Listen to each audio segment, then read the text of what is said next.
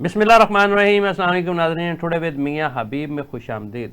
नाज़रीन, पूरी कौम जो है वो बजट खेल रही है और कुछ लोग बजट को समझने की कोशिश कर रहे हैं। हुकूमत जो है वो अपनी बेहतरी और आवाम को दिए जाने वाले रिलीफ को बढ़ा चढ़ा कर बयान कर रही है। कीड़े निकालने वाले इसमें से जो है लूप होल ढूंढ रहे हैं। बहरहाल पूरे मुल्क में जो है वो इस वक्त बजट हो रही है। हम भी बजट पर ही बात करेंगे, लेकिन दो तीन बहुत अहम खबरें जो हैं वो भी सामने आई हैं, तो ज़रा ऐसे ही उनका ज़िक्र हो जाए। एक तो अमरीकी सेनेट कॉम के चीफ ने कहा है कि इंसदाद दहशत गर्दी के शोबे में पाकिस्तान काबिल एतमाद साथी है और पाकिस्तान की खिदमात को सराहा गया है। बल्कि आर्मी चीफ की खिदमात को बड़ा सराहा गया और उनकी बड़ी तारीफ़ की गई है। ये पाकिस्तान पर इत्मीनान का इजहार है और पाकिस्तान जिसको भारत जो है वो हमेशा एक फेल्ड स्टेट और दहशत गर्द मुल्क करार देने के लिए सरतोड़ कोशिशें करता रहा है। और देखें निज़ाम कुदरत, और इसको कहते हैं कि हक सच की फतह, कि अल्लाह ताला ने ऐसा माहौल बना दिया और ऐसे मामलात हुए कि आज अमेरिकन ने जो है अक़वाम मुत्तहिदा ने अफ़गानिस्तान में जो अफ़गानिस्तान पर पाबंदियाँ लगाने की कमेटी है उसका पाकिस्तान को चेयरमैन बना दिया गया है। और जो ओवरऑल पूरी दुनिया में इंसदाद दहशत गर्दी पर कंट्रोल करने के लिए कमेटी है उसको पाकिस्तान को नायब चेयरमैन बना दिया गया है। अब फैसले पाकिस्तान ने करने हैं कि दहशत गर्दी को रोकने के लिए क्या इकदाम करने चाहिए। इस हवाले से ये एक अहम डेवलपमेंट थी। इसके अलावा वाशिंगटन और बीजिंग के दरमियान तजारती माहदा तय पा गया है। हतमी मंजूरी जो है वो अमेरिकन प्रेसिडेंट और चाइनीज़ प्रेसिडेंट देंगे। दो रोज़ा डायलॉग हुए हैं लंदन में और इसका बाकायदा ऐलान जो है वो ट्रंप ने खुद किया है और उन्होंने कहा है कि जी कि हमारे तजारती गुफ्तगू जो बातचीत जो थी वो उससे हम माहदे के करीब पहुंच गए हैं और अब बहुत जल्द ये माहदा हो जाएगा। और अब चीनी तलबा जो हैं वो अमेरिकन यूनिवर्सिटीज़ में वो अपनी तालीम जारी रख सकेंगे। इसका मतलब ये है कि अब जो एक दुनिया में ओवरऑल माशी बहरान की तरफ इशारे किए जा रहे थे, ट्रेड पर बहुत ज़्यादा चहमगइयाँ हो रही थी और एक खौफ की किसी फ़ज़ा थी, वो शायद छटना शुरू हो जाएगी। इसके अलावा बिलावल भुट्टो जरदारी साहब का कहना है कि अमेरिका को अगर अमेरिका जो है वो भारत को डायलॉग की टेबल पर लेके आएगा, चाहे उसे कान से पकड़ कर लाने पड़ा तो फिर भी वो उसको कान से पकड़ कर जो है वो डायलॉग की तरफ लेके आएगा। अल्लाह करे ऐसा हो जाए। बल्कि अमेरिकन भी कह रहे हैं कि ट्रंप चाहते हैं कि वो अपने दौर में मसला कश्मीर जो है वो हल करवाएं। तो अल्लाह करे ये मामला सारे इसी तरफ को जाएं। पाकिस्तान पर एक सुनहरा वक्त जो है वो आ रहा है। दुनिया के इशारे जो हैं वो इस तरफ हमें बता रहे हैं कि पाकिस्तान की अहमियत जो है वो दो चंद होती हुई नज़र आ रही है। लेकिन हमें इसके लिए क्या कुछ करना चाहिए, इस माहौल से क्या कुछ फ़ायदा उठाना चाहिए, ये सोचने की बात है। बहरहाल अभी हम बजट पर गुफ्तगू करेंगे। हमारे साथ तशरीफ़ रखते हैं स्टूडियो में अहमद हमायूं खान साहब, सीनियर सहाफ़ी और तजिया नगार हैं, और टेलीफोन लाइन पर हमें ज्वाइन किया डॉक्टर कैस असलम साहब ने। Welcome to the show. जी डॉक्टर साहब, मैं प्रोग्राम का आगाज़ आपसे करना चाहूँगा। बजट कल आपने देखा और उस सर के सारे मामलात जो हैं वो उसका बगौर आपने जायज़ा भी लिया होगा। ये बताइएगा कि सादा अल्फाज में कि किन किन शोबों में जो है वो इस बजट से जो है वो बेहतरी लाई जा सकेगी या बेहतरी आने का इम्कान है, और किन शोबों में जो है वो आप समझते हैं कि उन शोबों के साथ ज़्यादती हो गई है। और दूसरा, पाकिस्तान का आम शहरी जो है उसके लिए इस बजट में क्या है, क्या पाकिस्तान में कारोबार चलते हुए आपको नज़र आ रहे हैं आइंदा आने वाले दिनों में। और हुकूमत ने दो तीन अहम मामला जो है वो, एक तो हाउसिंग सेक्टर में कुछ रिलीफ देने की कोशिश की है, क्या इससे जो है रियल एस्टेट का और हाउसिंग सेक्टर का कारोबार चल पाएगा। और इसके अलावा जो मुलाजमीन की तनख्वाहों में इजाफ़ा किया है उससे क्या फ़र्क पड़ेगा, क्या सरकारी मुलाजमीन जो हैं वो मुतमिन हो पाएंगे और उनकी जो एक बाइंग पावर कम हो गई थी महंगाई की वजह से, क्या वो सक्सेसफुल हो सकेंगे? प्लीज़ इस पर आप कमेंट्स कीजिएगा, फिर उसके बाद आगे बढ़ते हैं। जी शुक्रिया मियाँ साहब। बात यह है जी कि बजट तो हमेशा से हुकूमत को चलाने का नाम है जी और 18वीं तरमीम के बाद अभी तो जो पंजाब का और बाकी सूबों का बजट आना है, फिर नजर आएगा कि एजुकेशन, हेल्थ, इंडस्ट्री, पानी और ज़राअत पे कैसे चीजें होंगी। मगर जब आप ये बजट देखते हैं तो एक बात तो नजर आती है कि टैक्स बढ़ेंगे, इनडायरेक्ट टैक्स बढ़ेगा, डायरेक्ट टैक्स भी बढ़ेगा, शायद टैक्स नेट भी बढ़ेगा। टैक्स तो आपने शोबों की बात की, तो मेरा ये ख्याल है कि जो आप डोमेस्टिक मशीनरी और सोलर पैनल्स हैं उन पे टैक्स कम किया गया है, और जो इम्पोर्टेड मशीनरी और सोलर पैनल, कारों की बात कर रहा हूँ, सोलर पैनल पे टैक्स ज्यादा किया गया है। तो फिर कोशिश ये होगी कि डोमेस्टिक जो है ये चीजें ज्यादा फरोग दें। आगे तो देखना तो ये है कि अभी स्पीच आनी है औरंगजेब साहब की, फिर देखा जाएगा कि इंडस्ट्री को क्या क्या मराहतें मिली हैं। मगर मेरा ये ख्याल है कि जो ट्रैजेक्टरी है हमारी इकोनॉमिक डेवलपमेंट की, वो अब एक खास सिमत पे चल पड़ी है। अभी बहुत तेजी से नहीं चली, मगर जो है 3-3.5% तक हम शायद ग्रोथ ले जाएं। पर कैपिटा इनकम भी बढ़ी है, मगर ज़राअत जो है हमारी वो बड़ी मार खाई है उसने। प्रोविंशियल बजट बताएगा कि वो बेहतर हुई है कि नहीं। इंडस्ट्री भी, लार्ज स्केल इंडस्ट्री, एक्सपोर्ट्स जो हैं वो बढ़ने का इम्कान है, मगर छोटे जो कारोबार हैं वो कोई इस तरह बढ़ने का इम्कान नहीं है, क्योंकि बिजली भी महंगी होगी, तेल भी महंगा होगा, गैस भी महंगी होगी। आपने वो सरकारी अफसरों को कोई हर साल 10% उनकी तनख्वाहें बढ़ जाती हैं, इस दफा भी बढ़ने लगी हैं। तो मेरा ख्याल है कि वो इससे काफी मुतमिन हो जाएंगे। मगर और फिर टैक्स की शरह भी कम की गई है, जिसकी वजह से शायद नीचे वाले जो है 50,000 से ऊपर जो है वो 5 से 1% पे लेके आए हैं, ऊपर वाले जो हैं वो 37% से 30% पे लेके आए हैं। तो उससे खासा फर्क पड़ेगा। आई होप कि उसका असर बाकी चीजों पे भी पड़े और चीजें सस्ती हों, मगर बिजली जो है वो सस्ती नहीं होगी। तेल तो भी शायद कोशिश है कि अब आप देखिए कि जो कैश से कारोबार है वो महंगा हो जाएगा। नॉन फाइलर्स को तकलीफ देने की कोशिश की गई है, फाइलर्स को कहीं ना कहीं मराते देने की कोशिश की गई है। तो डिफेंस को बढ़ाया है, 7% आपकी पेंशन बढ़ाई गई हैं। तो इस रिस्ट्रेंट्स में मेरा ख्याल है कि ये ठीक है। असल जो हमें मामला नजर आता है वो कर्जों का सूद है, जो 52% चला गया है। जब तक वो कम नहीं होगा हमारे पास पैसे बचते ही नहीं है कि हम किसी। हमारे वजीर खजाना साहब ने भी यही कहा, उन्होंने कहा जी हर चीज कर्ज लेकर कर रहे हैं, माली गुंजाइश के मुताबिक रिलीफ दे सकते हैं। और दूसरा उन्होंने बिजली पर जो सरचार्ज की बात कर रही थी उसकी उन्होंने तरदीद की है, उन्होंने कहा कि ये खबरें जाली हैं। तो फिर इन गर्मियों में अगर बिजली सस्ती थोड़ी सी भी हो जाए तो बहुत बड़ा रिलीफ है आम आदमी के लिए, स्पेशली शहरों में, क्योंकि अभी गर्मी तो बड़ी शदीद शुरू हो गई और मिडिल क्लास को एसी चाहिए, बच्चे जो हैं घरों में बैठने छुट्टियां हैं। तो जब अगर बिजली थोड़ी सी भी असल में सस्ती करनी, ये भी जरूरी है कि वो जो कैपेसिटी, एक्स्ट्रा कैपेसिटी है वो भी यूज हो, तो फिर आपको कैपेसिटी चार्जेस ना देने पड़े।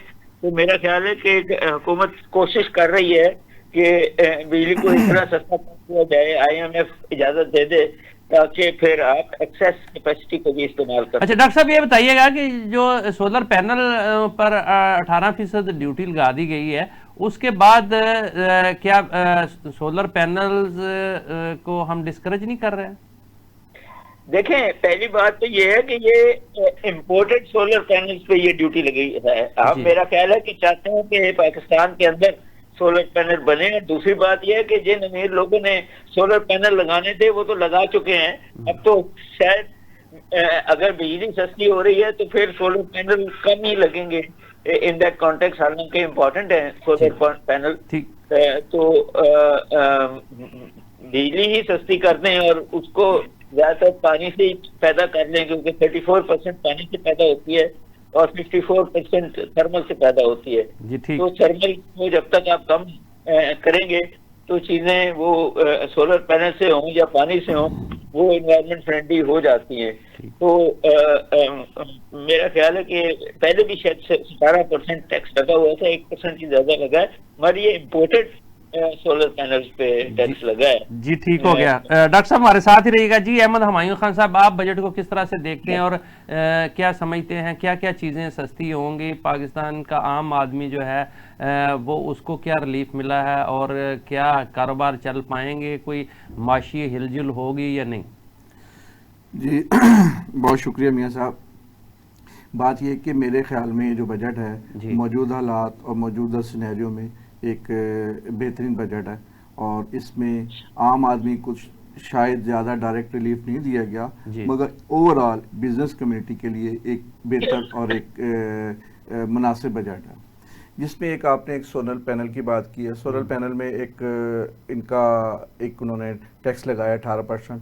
इससे इम्पेक्ट होगा कि अब तकरीबन 30 है पर वाट, वो तकरीबन 35 रुपये फुट जो है ना वो हो जाएगी। ये एक थोड़ा सा इम्पैक्ट है 35 रुपये यूनिट हो जाएगी। फिर अच्छा, इसमें थोड़ा सा वहाम है, डॉक्टर साहब ने भी उस तरफ इशारा किया कि लोकल पे तो टैक्स नहीं लगा। क्या लोकल मैन्युफैक्चरिंग में इतनी कैपेसिटी है कि वो ज़रूरतें पूरी कर सके? नहीं, एक तो लोकल में इतनी ज़्यादा मैन्युफैक्चरिंग है भी नहीं। अच्छा। और ज़्यादातर लोग इम्पोर्टेड यूज़ करते हैं, उसकी क्वालिटी और रिजल्ट बेहतर है, इस वजह से वो होते हैं, इसलिए वो इतना ज़्यादा नहीं है। फिर दूसरा एक आता है आपका real estate sector. Real estate sector में इन्होंने पहली दफ़ा काफ़ी अरसे बाद, जो काफ़ी अरसे से रियल एस्टेट सेक्टर काफ़ी डिप्रेशन का शिकार था 3-4 सालों में, और मार्केट काफ़ी नीचे आ गई थी, लोग कारोबार छोड़ गए थे, मगर अब उसने एक दोबारा एक हौसला दिया है और एक उम्मीद पैदा हुई है कि मार्केट में बेहतरी आएगी और रियल एस्टेट कारोबार स्पेशली DHS वगैरह इसमें जो है ना इम्प्रूवमेंट आएगी। ठीक। फिर इसके अलावा बैंकिंग सेक्टर में उन्होंने जो नॉन फाइलर हैं और फाइलर में उन्होंने बहुत ज़्यादा डिफरेंट क्रिएट कर दिया है। उसमें ये कर दिया है कि वो नॉन फाइलर होना एक जुर्म बन गया। इतने ज़्यादा उन्होंने अब कर दिए हैं, जैसे ATM से पैसे निकलवाना 1000 रुपये होंगे, पहले 600 रुपये थे, अब 1000-1200 रुपये होंगे। ये एक बहुत बड़ा डिफरेंस है कि आप इसे निकालें और वो करें। तो बल्कि अब नकद पेट्रोल खरीदने पर भी जो है वो आपको महंगा मिलेगा, और अगर ऑनलाइन आप खरीदेंगे या बैंक आप कार्ड से पेमेंट करेंगे तो सस्ता मिलेगा। अच्छा, बहुत सारे टैक्सेस ना, एक नए टैक्सेस मुतारफ करवाए हैं, मतलब ऑनलाइन जो जितनी ख़रीदारी होती है उस पर टैक्स लगा दिया है, बैंकों के जो वहाँ पैसे निकलवाने पे टैक्स लग गया है, नॉन फाइलर और फाइलर का चक्कर है, ये सारी चीज़ें। तो क्या इससे जितना हुकूमत चाह रही है 400-500 अरब रुपए के मज़ीद टैक्स लगाकर पैसे इकट्ठे करनेंगे, चूँकि एक नए टैक्स मुतारफ करवाए जा रहे हैं, तो इसमें कामयाब हो जाएगी हुकूमत? इसमें तो इन्होंने जो ट्रेडिशनली थी कि बजट में सिगरेट की कीमतों में, सीमेंट की कीमतों में, घी की कीमतों में इजाफा वगैरह कर देते थे, बाकी चीज़ें जो है ना वो रहती थी। इस दफ़ा उन्होंने उसको छेड़ा नहीं है, उसको बिल्कुल नहीं तंग किया है। बाकी नॉन ट्रेडिशनल चीज़ें थी उसको इन्होंने हिट किया है। उससे जो है ना मार्केट में थोड़ा सा एक पैनिक आएगा, लेकिन ओवरऑल इतना ज़्यादा इम्पैक्ट नहीं होगा। ठीक। अच्छा, ये बताइएगा कि क्या कारें सस्ती हो रही हैं, जिसका बहुत बड़ा, चूंकि इस वक्त लोगों में कारों जो है ना लोकल मैन्युफैक्चर जो भी हैं वो एक इम्पैक्ट है, उसमें उन्होंने इजाफा किया है टैक्स में, उससे जो है ना कारों की कीमतों में इजाफा होगा और एक नुमाया इजाफा महसूस किया जाएगा। इजाफा होगा या कमी होगी? इजाफा होगा। अच्छा, चले यहाँ एक वक्त हुआ छोटे से कमर्शियल ब्रेक के बाद, नाज़रीन थोड़ी देर बाद फिर आपकी खिदमत में हाजिर होते हैं और जानने की कोशिश करेंगे कि क्या इस बजट में महंगा हुआ और क्या सस्ता हुआ?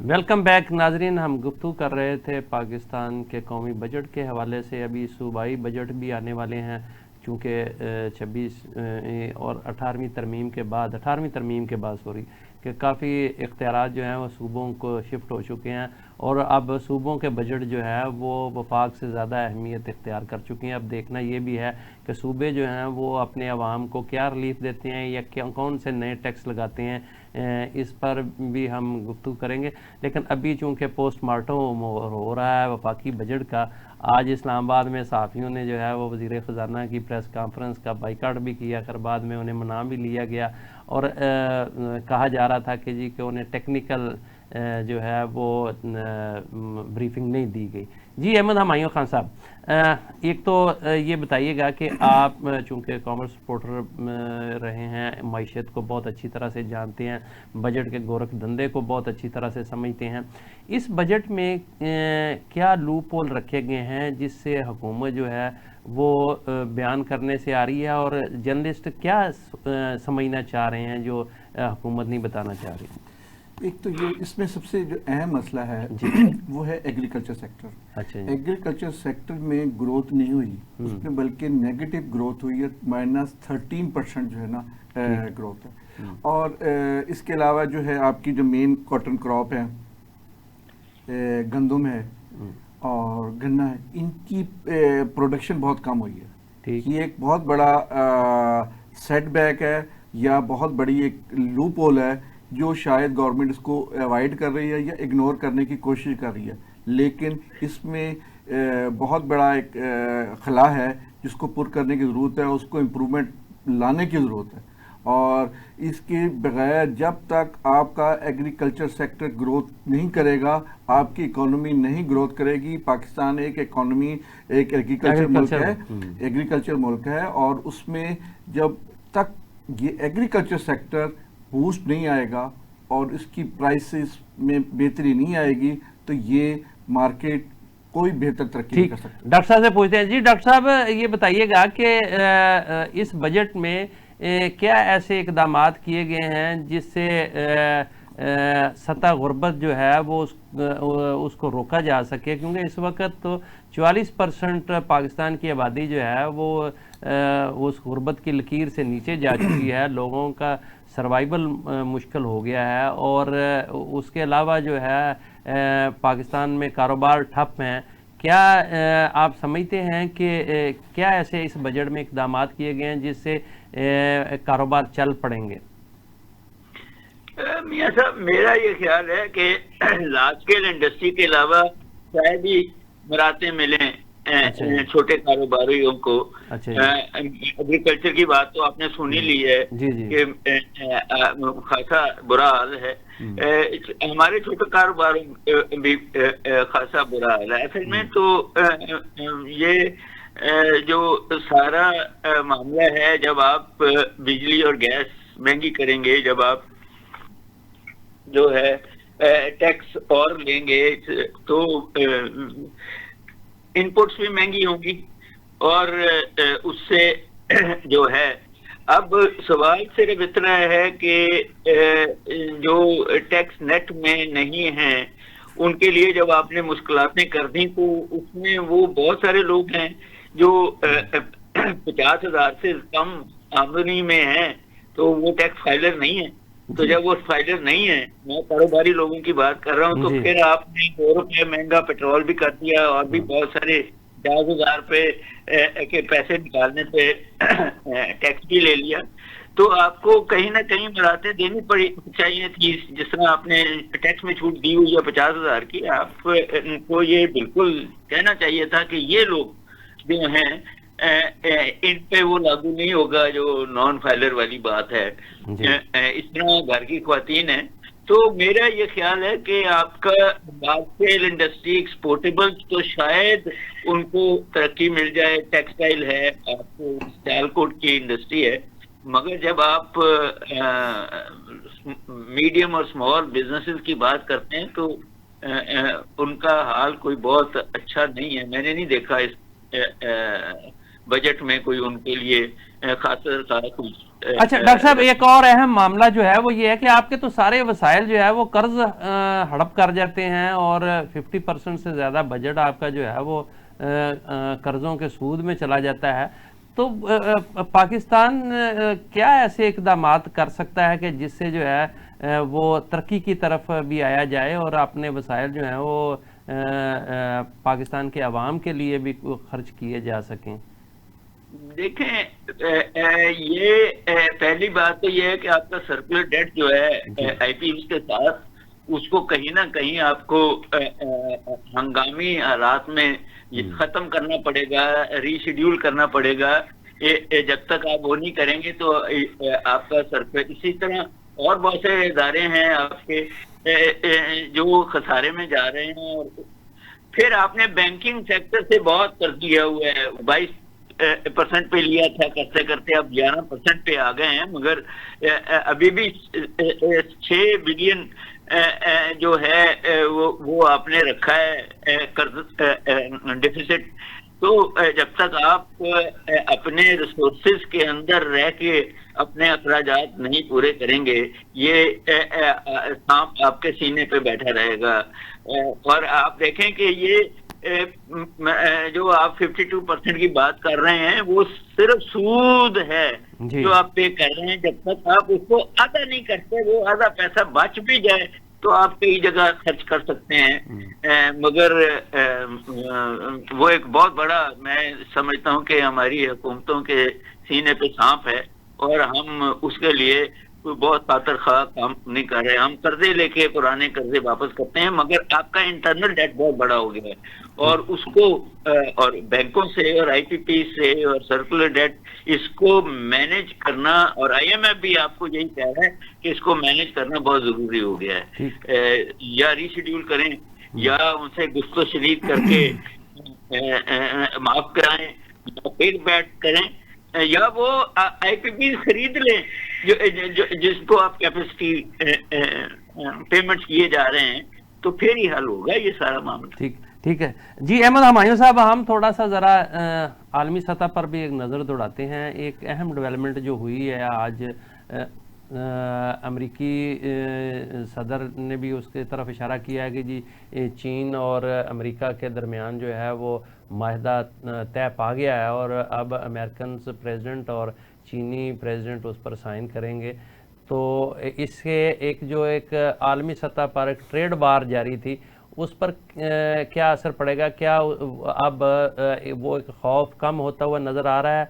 इसका जवाब हम आपसे चाहेंगे एक शॉर्ट कमर्शियल ब्रेक के बाद। नाजरीन हमारे साथ रहिएगा, थोड़ी देर बाद फिर आपकी खिदमत में हाज़िर होते हैं। वेलकम बैक नाजरीन। हम गुफ्तगू कर रहे थे पाकिस्तान के कौमी बजट के हवाले से और पाकिस्तान की मईशत में किस तरह से बेहतरी लाई जा सकती है।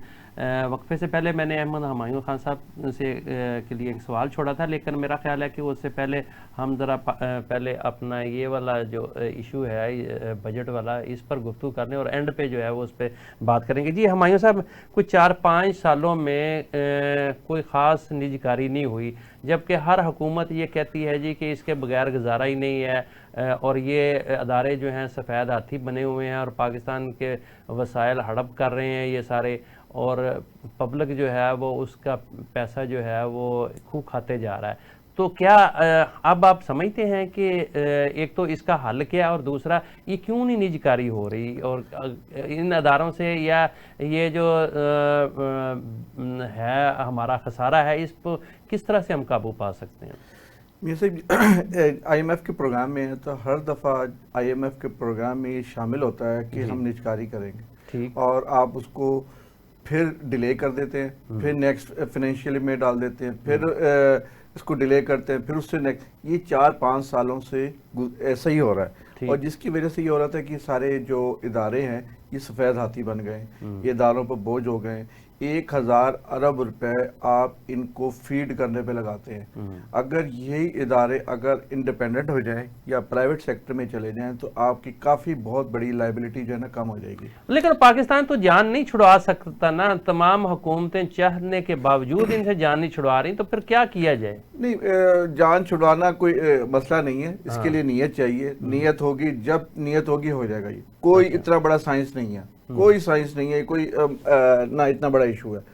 अब ये सबसे पहले ये पीआई है, पीआई में चलो पिछली दफ़ा कुछ थोड़ा सा मसला हो गया था, लेकिन अब बिल्कुल एक बिल्कुल क्लियर पिक्चर सामने है। और ये मेरा ख्याल है कि सितंबर अक्टूबर में जो है शायद इसकी फाइनेंशियल वो हो जाए, क्लोजिंग हो जाए और इसका हो जाए। फिर इसके अलावा जो है फेस्को, आईएसको, ये 3 सेक्टर हैं जो डिस्ट्रीब्यूशन कंपनी है, इसकी प्राइवेटाइजेशन बिल्कुल तैयार है। ये प्रॉफिट में जाने वाले इदारे, इनको प्राइवेट करना कोई आसान कोई मुश्किल मसला नहीं है। फिर इसके अलावा फर्स्ट वुमेन बैंक है।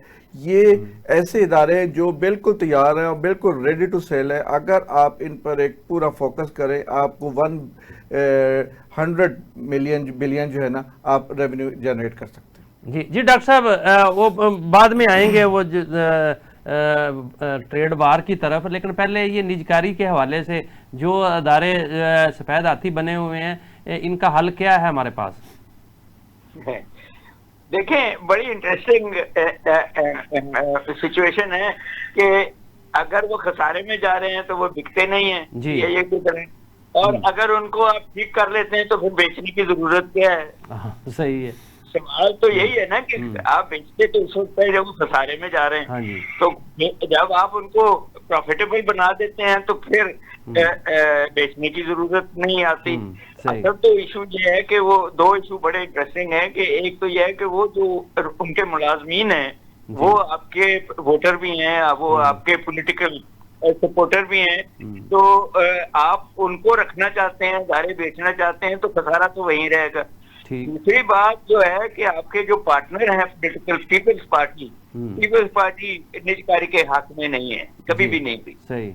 तो आप जब तक उनको कन्विंस नहीं करेंगे, आप देखें स्टील मिल सबसे बंद पड़ी है, ये बेचने को तैयार है एंड सच फोर्थ। तो मेरा ये ख्याल है कि वो छोटे छोटे अदारे, एक दफा पहली मुस्लिम लीग की हुकूमत में यहाँ रोटी प्लांट थे 3, जिनको उसकी जमीन से भी कम कीमत पे बेच दिया गया था। और उसके बाद जो रोटी का क्राइसिस आया है वो हमें नजर आया है। तो ट्रांसपेरेंसी पहली शर्त है कि आप जब कौमी अदारे बेच रहे हैं तो पहले आप उसकी ट्रांसपेरेंसी दिखाइए, आप वो कंपेटिटिव दिखाइए। जो लोग आए हैं 3 या 4 जो उसको खरीदना चाहते हैं, बैंकिंग सेक्टर में आपने निजकारी की और बहुत सक्सेसफुल हो गई, मगर बाकी कहीं भी आप नहीं हो सके। तो वो बात मैं एग्री करता हूँ कि नीयत की बात है, और मेरा नहीं ख्याल कि सब्सिक्वेंट गवर्नमेंट्स में वो नीयत है कि वो इन अदारों से जान छुड़ा लें। ठीक। अच्छा डॉक्टर साहब, आप ये बताइएगा, चूंकि एक आलमी सतह पर ट्रेड वार जारी थी अमेरिका और चाइना के दरमियान, अब दोनों में जो है वो एक माहिदा तय पा गया है, तो क्या इससे कुछ बेहतरी आएगी आलमी सतह पर इक्तिसादियात में, और जो एक खौफ था वो उसमें कोई कमी होगी? जी, आप बिल्कुल सही है। 2 बड़ी ताकतें हैं, एक की 25% जीडीपी है, दूसरी की 18% दुनिया की जीडीपी का है। तो दोनों ताकतें जो थी, आज जब उन्होंने मुआहदा कर लिया है तो उससे जो है वो जो ख्याल था कि वर्ल्ड इकोनॉमी रिसेशन में जाएगी, अब वो नहीं जाएगी इन दैट कॉन्टेक्स्ट। और अभी फिर चाइना, मेरा ख्याल है कि यूरोप के साथ भी कोई ऐसा मुआहदा कर देगा, और अमेरिका ने यूरोप को भी थ्रेट किया हुआ है। हमने भी उनके साथ गुफ्तो शनीद करके अब ये जो कार्य हम रिकंडीशन मंगवाना चाह रहे हैं वो उसी थ्रेट का हिस्सा है, जिसमें हमने अपनी कारों को महंगा कर दिया है और रिकंडीशन को ले आए हैं, क्योंकि हमने वो जो अमेरिका कहता था कि बहुत सारे टैक्स लगाए हुए हैं वो कम किए हैं। तो मेरा ख्याल है कि नहीं, आपकी बात सही है कि अब जो इकोनॉमी है, वर्ल्ड इकोनॉमी, वो स्टेबलाइज हो जाएगी। ठीक। और उसका को पाकिस्तान पर कोई इम्पैक्ट आएगा? देखें, मजे की बात यह है कि अमेरिका के साथ $3 बिलियन का हमें सरप्लस है जी। वो $1 बिलियन की चीजें हमें बेचते हैं हम 3 बिलियन की, मगर चाइना के साथ हमें डिफिसिट है। तो कहीं ना कहीं जब उनके जो है प्रोडक्ट वो बिकने शुरू होंगे तो हमें भी फैसला करना पड़ेगा ना कि हमने अमेरिका को ज्यादा बेचना है या चाइना को ज्यादा बेचना है। दोनों ट्रेड पार्टनर हैं। तो ये तो अब आपके पॉलिसी मेकर्स पे है सही कि डिवर्सिफाई कैसे करते हैं अपनी। डॉक्टर साहब फिक्र ना करें, हम गधे तैयार कर रहे हैं डोंकी ट्रेड जो है ना वो उसके लिए हम तैयार हैं चाइना के साथ। उनकी आबादी तो बड़ी है कोई 1 लाख से ज्यादा गधे पाकिस्तान में जो है ना वो उनकी आबादी में दूसरे गधे भी आपने मेटाफोरिकली भी कह दिया है जी कि इंसानी गधे भी तो है ना वो उनकी स्मगलिंग नहीं हो सकती। अच्छा चले जी अहमद हमायूं साहब, आप क्या समझते हैं कि जो आलमी एक ट्रेड वार जारी थी वो अब रुक जाएगी? हाँ जी, ये जो एक काफ़ी जब से ट्रंप आए थे उसके बाद से बहुत ज़्यादा एक टेंशन क्रिएट हुई थी। वर्ल्ड सिनेरियो जो बहुत ज़्यादा डिस्टर्ब हुआ था, दुनिया की इकोनॉमीज डिस्टर्ब हो गई थी लेकिन ये जो इसने लंदन में जो इनका कल परसों हुआ है इजलास 2-3 दिन, और उसमें इन्होंने सेटल कर लिया। अभी अनाउंस नहीं किया, अनाउंसमेंट मेरे ख्याल है एक प्रोसेस से शायद ट्रंप ही अनाउंस करें, लेकिन ये कि इसका इम्पैक्ट तो एक पॉजिटिव होगा। और जो एक बेचैनी सी जो आ गई थी वर्ल्ड इकोनॉमी में वो उसमें बेहतरी आएगी, और एक रिसेशनरी जो सोच थी या पीरियड था या मुमकिनात में से था वो मेरा ख्याल है कि बेहतर हो जाए। अच्छा अहमद हमायूं साहब, चूँकि आप रिपोर्टर हैं तो हर मामले पे नज़र रखते हैं, ख़ास करके चूँकि पाकिस्तान और इंडिया के मामलात बहुत ज़्यादा जंग से अभी अब बाहर निकले हैं, अभी भी कोई पता नहीं है कि दोनों तरफ जो है वो बात चीज़ें सुलझ रही हैं, लेकिन इसके साथ ही जो है वो हमें पाकिस्तान को एक बूस्ट भी मिला है और पूरी दुनिया में पाकिस्तान को एक ख़ास मकाम हासिल हुआ है इस फतह के बाद, और अब पाकिस्तान की साख भी बेहतर हुई है, लोग जो है पाकिस्तान पर तवज्जो देना शुरू हुए हैं। तो मेरा ये कहने का मतलब था कि ट्रंप और अमेरिकन ख़ास करके पाकिस्तान पर इस वक्त जो है वो काफ़ी अच्छी उम्मीदें जो हैं हमें अमेरिकन से हैं और वो हौसला अफजाई भी कर रहे हैं पाकिस्तान की। क्या आप समझते हैं कि जो आज बिलावल भुट्टो जरदारी ने कहा है कि अमेरिका कान से पकड़कर इंडिया को जो है डायलॉग की टेबल पर ले आएगा, क्या ऐसा मुमकिन है? क्या आप समझते हैं कि ट्रंप या अमेरिकन हमारे साथ इतना क्या कहें घुल मिल गए हैं या कंफर्टेबल हैं कि वो इंडिया को जो है वो पाकिस्तान के साथ डायलॉग पर मजबूर कर सकें? मेरे साथ पहली बात यह है कि इंडिया तन्हाई का शिकार हो गया। अच्छा, इसमें कोई शक नहीं है। पूरे रीजनल ट्रेड में वो बिल्कुल आइसोलेट हो गया है, और अमेरिका और कनाडा और यूरोपियन यूनियन ये बिल्कुल उनसे आइसोलेट हो गया। एक बहुत बड़ी ये पाकिस्तान की कामयाबी है और एक अचीवमेंट है। और जहाँ तक पाकिस्तान और अमेरिका के ताल्लुकात हैं उसमें यह है कि 16 तारीख को पाकिस्तानी नायब वज़ीर आज़म इसहाक डार और आर्मी चीफ अमेरिका जा रहे हैं। वहाँ के उनके ऑफिशियल से 1-to-1 मुलाकातें होंगी और उसमें काफ़ी चीज़ें सेटल होंगी। उम्मीद है कि उससे ट्रेड में बेहतर बनाने में पाकिस्तान की अमेरिका की एक बहुत बड़ा मौका मिलेगा, और उसमें मेरा ख्याल है कि काफ़ी बेहतरी आएगी। ठीक डॉक्टर साहब, चूँकि प्रोग्राम का वक्त ख़त्म हुआ जा रहा है, आखिरी 2 मिनट हैं, ये बताइएगा अहमद हमायूं साहब ने इशारा किया है इस इलाकाई ट्रेड के हवाले से, इस खत्ते के हवाले से जो है वो आपस की ट्रेड, खैर इंडिया के साथ तो हमारी पहले भी ट्रेड नहीं थी, लेकिन ईरान के साथ रास्ते खुल रहे हैं और दीगर रशिया के साथ हमारे रास्ते खुल रहे हैं, चाइना के साथ तो पहले ही हम बहुत ज़्यादा शीरो शक्कर हैं। तो ये बताइएगा क्या वाकई इंडिया जो है वो खित्ते में तनहा हो गया है और इसका फ़ायदा पाकिस्तान की ट्रेड को पहुंच सकता है? आप लोकल ट्रेड के हवाले से क्या समझते हैं, क्या डेवलपमेंट होने जा रही है आगे चलकर? मैं इतना सख्त बात तो नहीं करूंगा कि इंडिया आइसोलेट हो गया है। आफ्टर ऑल वो मैन्युफैक्चर करता है। जी। ये बात सही है कि आईफोन को कहा गया ट्रम्प ने कि वो इंडिया में नहीं बनाएंगे और वो चाइना में ही बनेगा, मगर इंडिया 5th लार्जेस्ट इकोनॉमी है। अभी कनाडा में जो G7 की मीटिंग है उसमें वो जा रहे हैं, तो मैं इतना सख्त तो नहीं करूंगा। मगर पाकिस्तान का जो इशू है वो जब तक ईरान का की जो गुफ्तगू शनीद अमेरिका के साथ चल रही है उस पे से एम्बार्गो नहीं उठता, आप ईरान के साथ ट्रेड नहीं कर सकते एक खास लेवल के ऊपर। और बहुत जरूरी है कि ईरान से वो सैंक्शन उठें। अफगानिस्तान से मुझे नहीं पता, असल इशू जो है वो ये है कि जब तक आप अपनी इंडस्ट्री को और एग्रीकल्चर को बहाल नहीं करते और अपनी आईटी को जो आप बढ़ रही है उसको इंटरनेशनल लेवल पे नहीं करते, तो इंडिया जो मर्जी कर ले। आप पहले घाट को तो ठीक कर लीजिए ना, तो फिर अगर आपके पास वो प्रोडक्ट्स हैं चीन को बेचने के लिए, यूरोप को बेचने के लिए, रीजन में बेचने के लिए, तो फिर इंडिया के साथ भी ट्रेड कर लेंगे। मगर वो अभी जरा देर लगेगी। मैं भी करता हूँ कि ईरान के साथ तो आपके अच्छे करना चाहता हूँ, मगर अमेरिका की आशीर्वाद जब तक नहीं होगी, आप एक पाइपलाइन तो बना नहीं सके ईरान के साथ, तो अभी बहुत वक्त है इन चीज़ों को ठीक होने में। चलें ठीक, डॉक्टर साहब बहुत शुक्रिया। अहमद हमायूं साहब आपका भी बहुत शुक्रिया।